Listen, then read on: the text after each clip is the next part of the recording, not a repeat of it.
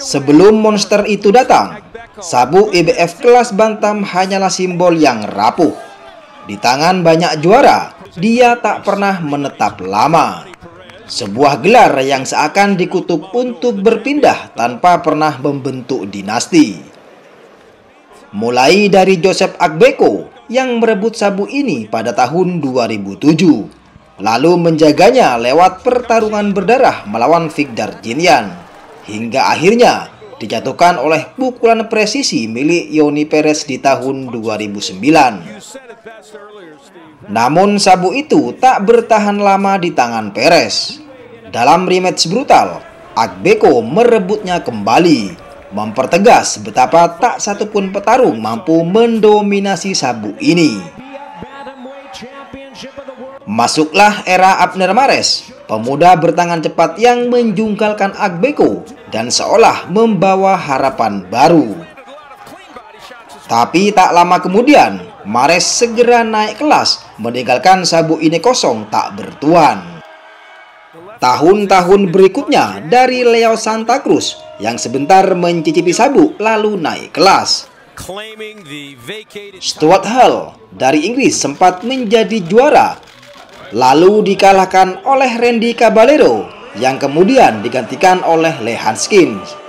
Nama-nama datang dan pergi dengan pertahanan yang kadang tak lebih dari satu. Bahkan saat sabuk ini jatuh ke tangan Emmanuel Rodriguez, harapan sempat tumbuh.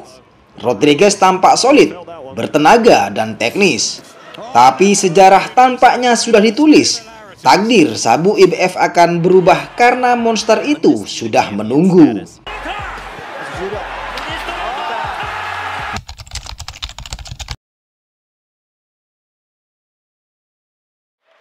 Tanggal 18 Mei 2019, sebuah malam yang awalnya tampak seperti pertarungan biasa dalam World Boxing Super Series. Naoya Inoue datang bukan hanya sebagai juara WBA reguler, tetapi sebagai mitos yang mulai hidup. Dia menembus WBSS dengan aura tak tersentuh. 2 ronde sudah cukup untuk menghancurkan Juan Carlos Payano. 1 ronde saja cukup untuk menghancurkan McDonnell. Dan malam itu, lawan di hadapannya bukan petinju sembarangan. Emmanuel Rodriguez, sang juara IBF, datang dengan rekor 19 kali kemenangan tak terkalahkan. Pukulan keras, teknik solid, dan pengalaman sebagai mantan juara dunia junior. Dalam pertarungan sebelumnya, dia mengalahkan Jason Moloney dalam duel sengit. Banyak yang memprediksi Inoue akan dipaksa bekerja keras. Tapi sang monster bukan petinju yang datang untuk bermain angka. Ronde pertama berjalan dengan sebuah penjajakan. Rodriguez tampil disiplin dan memancing Inoue. Rodriguez bangkit hanya untuk disapa kombinasi tangan kanan dan kiri ke arah tubuh dan kepala. Naoya Monster Inoue menang lewat TKO di ronde kedua, dan sejak malam itu sabuk IBF tak lagi berpindah-pindah seperti sebelumnya. Dia telah menemukan rumahnya di tangan seorang monster.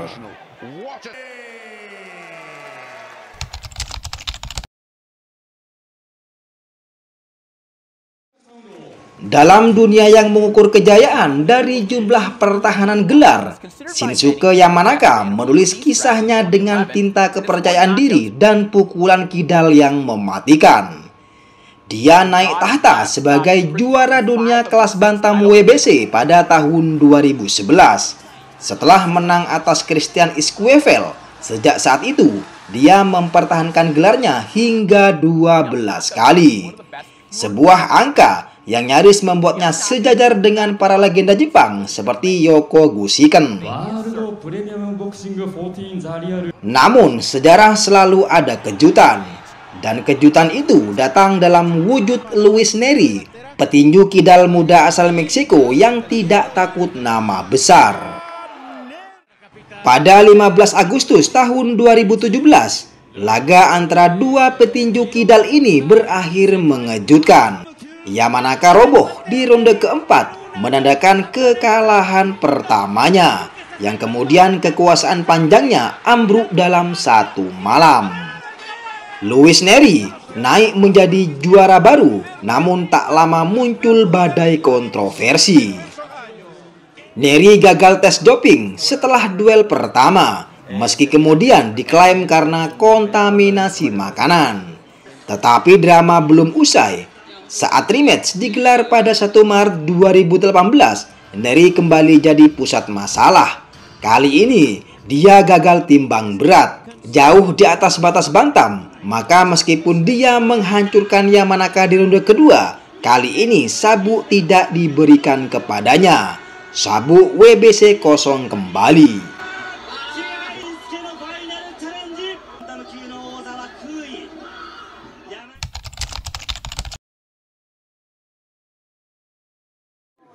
Kemudian WBC menetapkan duel perebutan sabuk kosong dan terpilihlah dua nama, yakni Nordin Oubaly melawan Rausse Warren. Duel ini digelar pada 19 Januari tahun 2019. Oubaly tampil rapi, disiplin dan menang angka mutlak. Dia resmi menjadi juara baru WBC kelas bantam.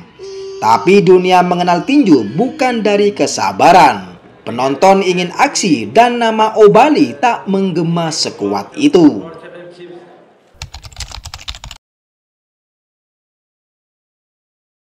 Setelah kalah dari Inoue, Nonito Donaire, sang petarung veteran, mantan juara 4 divisi, menolak pensiun.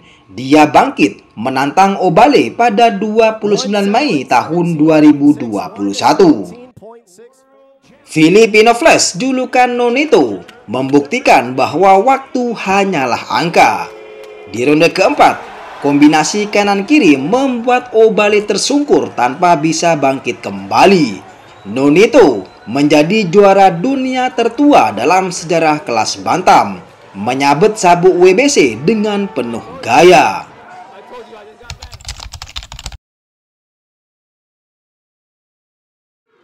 Ryan Burnett, petinju muda asal Irlandia Utara, mencuri perhatian dunia saat berhasil merebut sabuk IBF dari Lee Hanskin pada 17 Juni 2017. Dengan kecepatan dan determinasi tinggi, Burnett tampil seperti prospek tak terbendung. Namun ambisinya tak berhenti di satu sabuk, dia langsung mengincar penyatuan gelar. Pada 21 Oktober tahun 2017, Burnett menantang Zanat Sakianov, pemegang sabuk WBA Super asal Kazakhstan. Duel keras terjadi di Belfast, dan Burnett keluar sebagai pemenang lewat angka mutlak.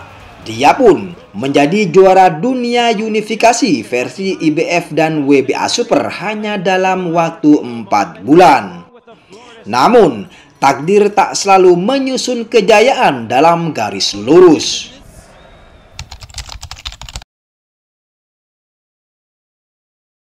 Saat World Boxing Super Series memulai turnamen kelas bantam pada tahun 2018, Ryan Burnett tampil sebagai unggulan utama. Namun, nasib berkata lain. Duel ini awalnya berlangsung dengan sengit, tapi di ronde keempat, tragedi datang. Burnett terjatuh bukan karena pukulan, melainkan karena cedera punggung serius. Dia tak bisa melanjutkan pertarungan. Akhirnya, Nonito Donaire menang lewat TKO dan sabuk WBA Super pun berpindah tangan.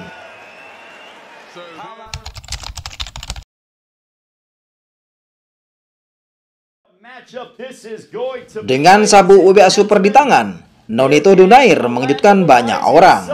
Dia lolos ke final WBSS menghadapi raja tak terkalahkan, Naoya Monster Inoue. Duel ini menjadi salah satu pertarungan terbaik pada dekade ini. Donaire sempat menyulitkan Inoue, bahkan membuatnya retak tulang orbital. Namun sang monster lebih muda dan lebih buas. Inoue menang lewat angka mutlak. Sabuk WBA Super berpindah ke tangan Inoue, dan dari titik ini, semua sabuk mulai mengarah ke satu titik temu.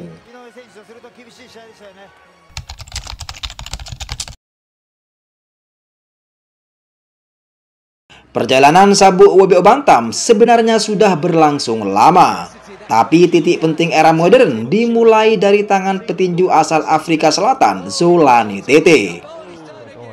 Pada 18 April tahun 2015, Tete meraih kejayaan dengan memukul KO Paul Butler di ronde ke-8. Tak lama kemudian, dia melepaskan sabuk itu dan naik kelas. Steven Smith, that's world class. That's a world class punch from a world class.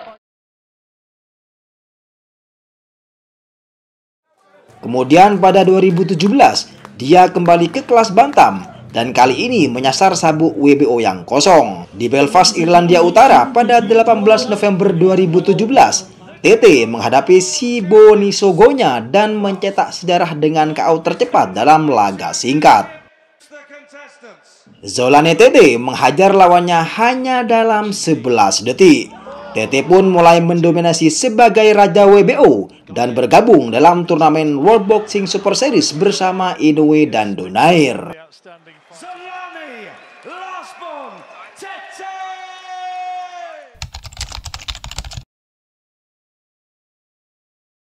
Pada 30 November 2019 di semifinal WBSS, Tete menghadapi petinju Filipina tak terkalahkan, Jonriel Casimero. Tak banyak yang menyangka Tete akan tumbang. Di ronde ketiga, Casimero menghantam Tete dengan kombinasi kilat. Tete roboh, bangkit tapi dihujani pukulan bertubi-tubi hingga wasit menghentikan laga. Jonriel Casimero menjadi raja baru WBO, namun dia tak pernah bertemu dengan Inoue. Setelah meraih sabuk, Casimero justru tenggelam dalam kontroversi. Duel yang direncanakan dengan Inoue terus batal. Masalah berat badan dan lisensi membuat WBO mencabut sabuk dari tangan Casimero pada Desember 2021. Sabuk WBO pun kembali kosong.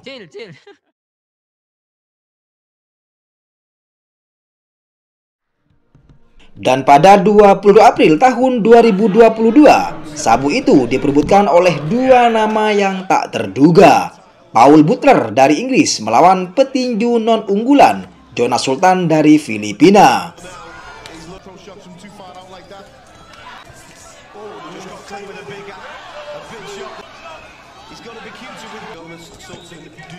Di duel ini, Butler menang lewat angka dan sah menjadi pemegang WBO yang baru.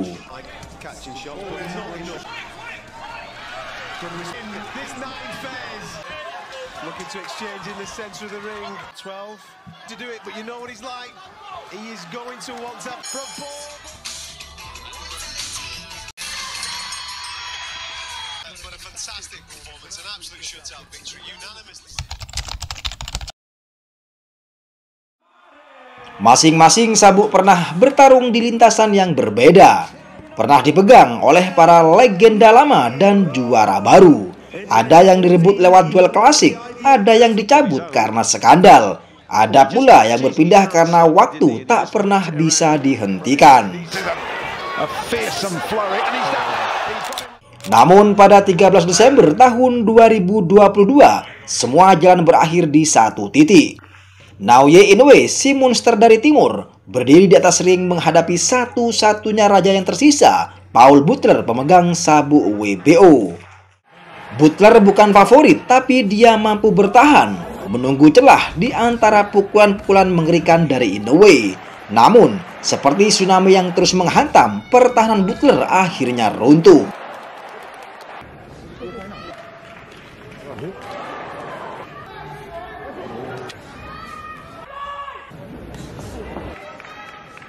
Di ronde ke-11 setelah dominasi sepihak, Naoya Inoue melepaskan rentetan pukulan brutal membuat Butler roboh. Wasit mengintervensi, pertarungan dihentikan. Dan saat itulah untuk pertama kalinya dalam sejarah kelas bantam, dunia menyaksikan satu petinju menguasai sabuk WBA Super, WBC, IBF, dan WBO lengkap sempurna. Naoya Monster Inoue menjadi undisputed champion. Tak ada lagi pertanyaan, tak ada lagi jalur. Semuanya telah menyatu di tangan satu yang sama. Dari jalur WBA yang dipenuhi luka, WBC yang berliku, IBF yang ditantang dengan pertarungan sengit, hingga WBO yang sempat dipenuhi kabut.